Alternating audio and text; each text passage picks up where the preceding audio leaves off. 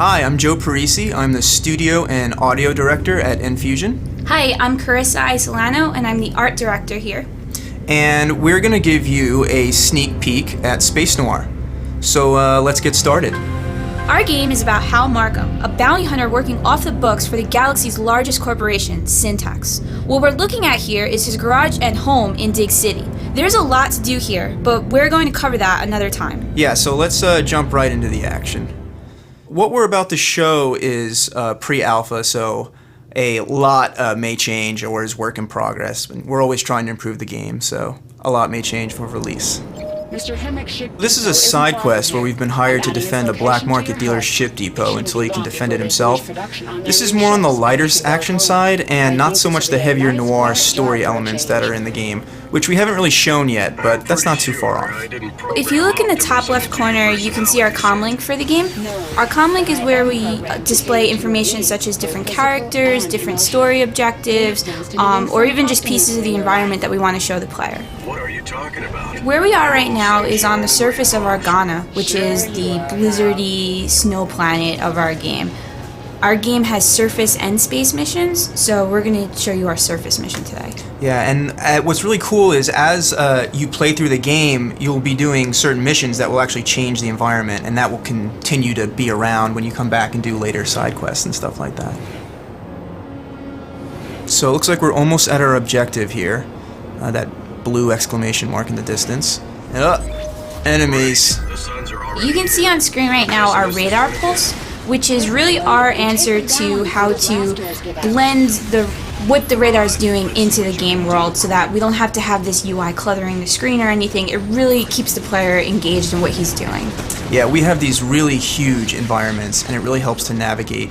You can see how nimble the ship is. We have it barrel rolling, doing 180s. It's really important for our game that not only you have strong offensive abilities, but really strong defensive abilities as well. We want lots of evasive maneuvers and being able to outmaneuver your opponents as opposed to just having stronger weapons.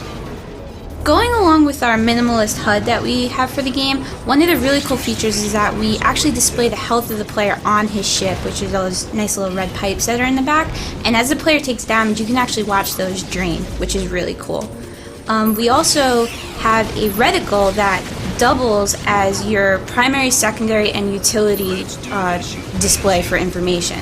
So each piece of the reticle represents your blasters, your missiles, or your utility. Yeah, and of course, we're just showing blasters and missiles right now, but there's an entire arsenal you can equip.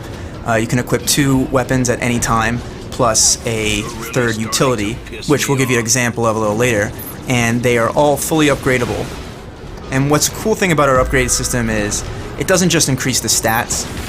Once you get a weapon or utility to a certain level, basically a new version of it appears. Like for the blasters, you'll gain some extra blasters, and for the missiles, you can lock onto multiple enemies and fire at the same time. So stuff like that is really cool. And it's not just weapons and utilities. You can upgrade your hull, your thrusters, change the paint job, all kinds of stuff you can do. Something that's really important for us with our art style was really pushing everything over the top.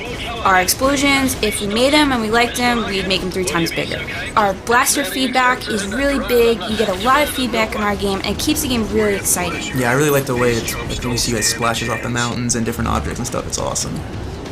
So it looks like some new powerful enemies have appeared, these big guys over here. They're not as easy as the grunts. You have to take out their weak points. So as we get close, it's time to whip out our utility, and boom, cloaked. The turrets lose track of me, and I can attack at will without having to worry about taking any more fire. Until, the cloak wears off, of course. And we've got a bunch of other utilities that do other exciting things like that. One of the cool things about the game is depending how you outfit your ship before you enter into a mission, it totally changes how you would approach handling certain enemies and situations.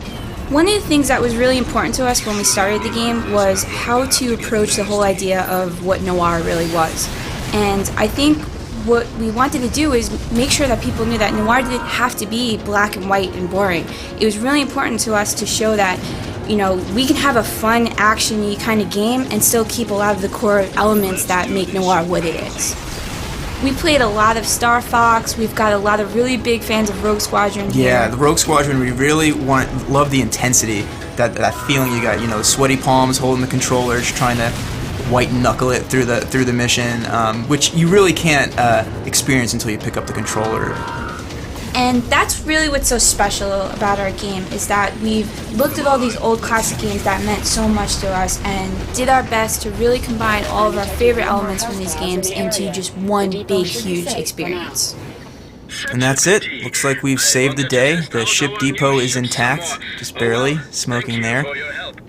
And Hal is going to head on back to his garage to collect on the bounty.